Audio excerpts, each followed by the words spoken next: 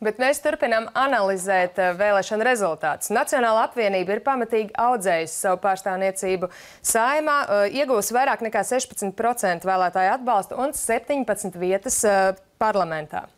Jā, un mēs sarunu esam aicinājuši Raivu Dzintaru, Nacionālās apvienības līderi. Labrīt! Labrīt! Jā, tātad, vai apvienība ir pārunājusi jau kādus ministru amats vēlētos iegūt jaunajā valdībā, ja jūs būtu tātad jaunajā koalīcijā? Protams, ka es domāju, ka tas ir katras partijas vēlmes un interesi turpināt iesāktos darbus un attiecībā uz Nacionālo apvienību. Mūsu pašreizējais rezultāts ļauj pamatoti arī izteikt šādas prasības un intereses koalīcijas partneriem, taču precīzāk pašlaik, protams, būtu runāt pāragri, kamēr nav bijis vismaz pirmais oficiālais sarunu rauns, ja tā varētu teikt, ar iespējamiem koalīcijas partneriem. Vai Gaidis Bērziņš varētu būt arī turpmāk tieslietu ministrs? Tas ir pirmkārt jāuzdod Gaidim Bērziņam jautājums.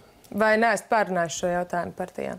Mums šodien būs pirmā valdes sēde pēc vēlēšanām, un droši vien konkrētas partijas pozīcijas jau oficiāls varētu tikt formulēt šajā valdes sēdē. Kas ir tās ministrijas līdzinējās, kas jūs interesētu visvairāk? Tātad Vides aizsardzības un reģionālās attīstības ministrija, tieslietu ministrija un kultūras ministrija līdz šim ir bijusi Nacionālās apvienības pārziņā. Ja katrā gadījumā kultūras ministrijā šķiet, ka pirmo reizi ir bijusi tāda situācija, ka pirms vēlēšanām kultūras organizācijas un kultūras cilvēki pat ir pauduši viedokli, ka nav vērts rīkot priekšvēlēšana diskusijas, jo beidzot ir ministrs, kas viņus apmierina. Arī Vides un reģionālās attīstības ministrijā no pašvaldībām mēs jūtam lielu atbalstu iesāktiem kursam. Tas ir cilvēcīgi, mēs vēlētos šīs lietas turpināt. Līdzīgi ir ar tieslietu ministriju, bet kas attiecās uz varam un kultūras ministriju, tās būs noteikti ministrijas, pa kurām mēs stingri pastāvēsim. Protams, Nacionālās apvienības intereses būtu arī izglītības ministrija, arī iekšlietu ministrija, bet taču tas būs tālākas diskusijas jautājums, jo ir ļoti daudz šobrīd neskaidrība. Ir neskaidrības par citu partiju formulētajām interesēm, ir neskaidrības, vai koalīcija būs tikai esošo partiju starpā, vai tomēr paplašināt, kam arī ir zināmi loģiski argumenti. Tā kā tad, kad radīsies atbildi šiem jautājumiem, tad arī būs iespējams precīzāk atbildēt par ministriem. Vēl runājot par Gaidu Bērziņu un iespēju, ka viņš varētu būt arī turpmāk tieslietu ministrs, vai šajā īsajā laika periodā, ko viņš pildīja tieslietu ministra amatu, vai viņš saņēma pielaidu valsts noslēpumam? Es pieļauju, ka tas bija pārāk īsts laiks, lai šī pielaide tiktu. Vai viņš pieprasīja vispār šo pielaidi? Katrā gadījumā atteikt pielaidi pavisam noteikti nebija. Es pieļauju, ka tā bija pieprasīta, bet laiks, lai sniegtu atbildi, ņemot vērā kādu parasti procedūru, bija pārāk īsts. Tātad divi ministri nav saņēmuši iepriekš valsts pielaidu noslēpumam. Vai jums ir pietiekami spēcīgi kandidāti, lai aizpildītu šīs te pozīcijas? Piemēram, vai Romans Naudniņš, kurš nav saņēmis pielaidu, varētu būt joprojām Vides aizsardzības un reģionālās attīstības ministrs? Man šķiet, ka Nacionālā apvienība vienmēr izvirzījusi ir spēcīgs kandidāts jebkuram ministra postenim, un ministra kabinetā bieži vien tas ministra komplekts, ja tā varētu teikt, bieži vien tiek novērtēts kā viens no profesionālākiem citu partiju starpā. Un tāds būs arī turpmāk. Gan iepriekšējās vēlēšanās, gan šobrīd mums ir pilns ēnu kabinets sastāvs, tā ka mēs varam diskutēt par savu pārstāvniecību jebkurā ministrijā. Un kas varētu būt nākamais Vides aizsardzības reģionālās attīstības ministrs? Lūk, tas gan ir jautājums, kas pirmkārt būtu jārunā ar Romānu Naudniņu. Tā ļoti lielā mērā būs viņa izšķiršanās un partija uzticēsies viņa viedoklim. Bet, ja viņam tātad nav šīs pielaides, viņš pats tas noteikti nevar būt. Kā es vēlreiz saku, šajā jautājumā izšķiroša nozīme būs Romāna Naudniņa viedoklim. Kādam būtu jābūt valdības veidošanas procesam, lai Nacionāla apvienība sadarbotos ar No sirds Latviju un Latvijas reģionu apvienību? Pirmkārt, jāsaka tā, ka mēs varam būt zināmā mērā pat mans viedoklis atšķirsies no daudziem citiem politikas vērotājiem. Es gribētu teikt, ka vēlēšana aktivitāte bija pietiekoši apmierinoša, jo tas kritums, ko varēja prognozēt, it sevišķi analizējot pašvaldību un Eiroparlamentu vēlēšanas, varēja būt krietni lielāks. Tāpat laikā mēs noteikti nevaram būt apmierināti kopumā pilnībā šo vēlētā aktivitāti. tie vēlētāji, kas piedalījās pēc iespējas lielākā mērā, viņiem jājūtās gandarītiem par to, kā tālāk notiek valdības darbs.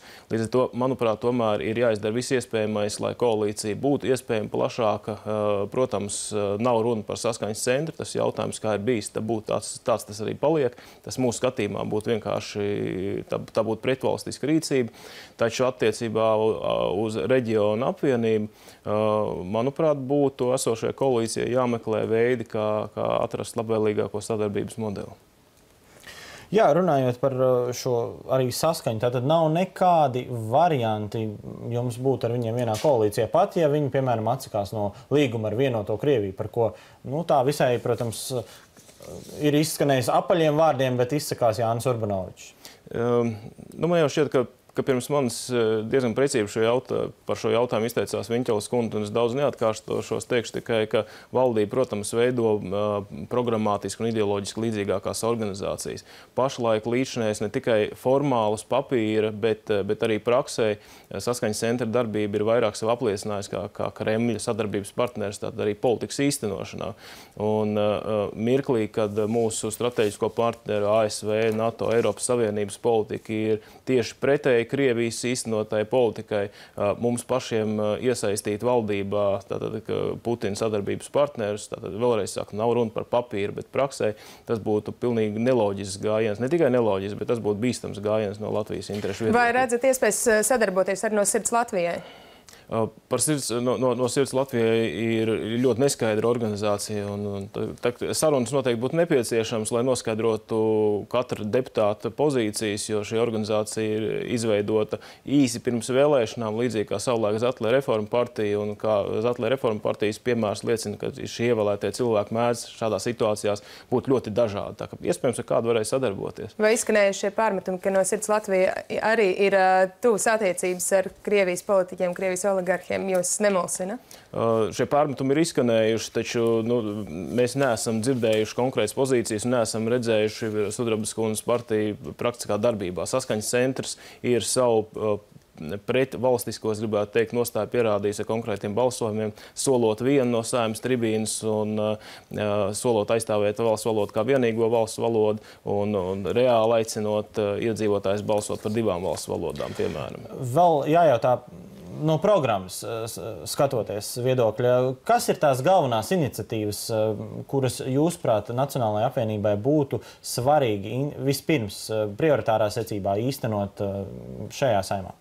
Man šķiet, ka, protams, ļoti liela nozīme būs nevienlīdzības mazināšanai, un mēs to vēlētos skatīties ar demogrāfijas prizmu. Tātad neapliekamais minimums, neapliekamā minimuma celšana par apgādību esošiem bērniem, progresivitātes princips nodokļu sistēmā. Tātad tie ir tie jautājumi, kas pat apstākļos, ja mēs redzam, ka ekonomika neattīstās tā, kā mēs vēlētos, mums ir jādod sabiedrībai skaidrs signāls, ka mēs nodokļu sistēmu, ka mēs valsts politiku veidojam uz zināmiem sociālā taisnīguma principiem.